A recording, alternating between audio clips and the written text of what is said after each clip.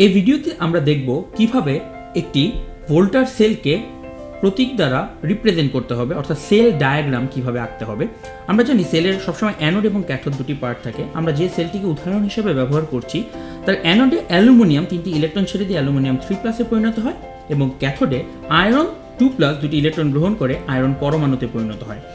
লক্ষ্য করি কোষের প্রতীক লেখার জন্য দুটো সেলের জন্য দুটি ডিফারেন্ট প্রতীক হবে, অর্থাৎ অ্যানোডের জন্য একটি হাফ সেলের প্রতীক এবং ক্যাথোডের জন্য আরেকটি হবে।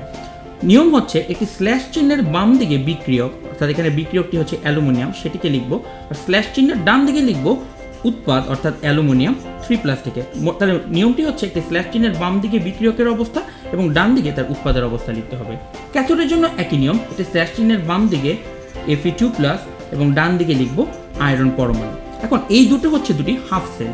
ফুল সেল লেখার নিয়ম হচ্ছে প্রথমে লিখতে হবে বাঁ দিকে অ্যানোডের অর্ধকোষটি, অর্থাৎ অ্যালুমিনিয়াম থেকে অ্যালুমিনিয়াম 3+, এবং ডান দিকে লিখতে হয় ক্যাথোড কোষটিকে, অর্থাৎ Fe2+ থেকে Fe।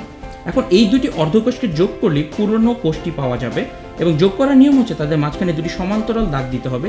এই দাগটি দিয়ে বোঝানো হয়ে থাকে সল্ট ব্রিজ বা লবণ সেতু। তাহলে এইভাবেই একটি বিক্রিয়া থেকে দুটো অর্ধকোষ নিয়ে অর্ধকোষটিকে সল্ট ব্রিজ দিয়ে যুক্ত করলেই পূর্ণাঙ্গ কোষ প্রতীক বা সেল ডায়াগ্রাম লিখে ফেলা যায়।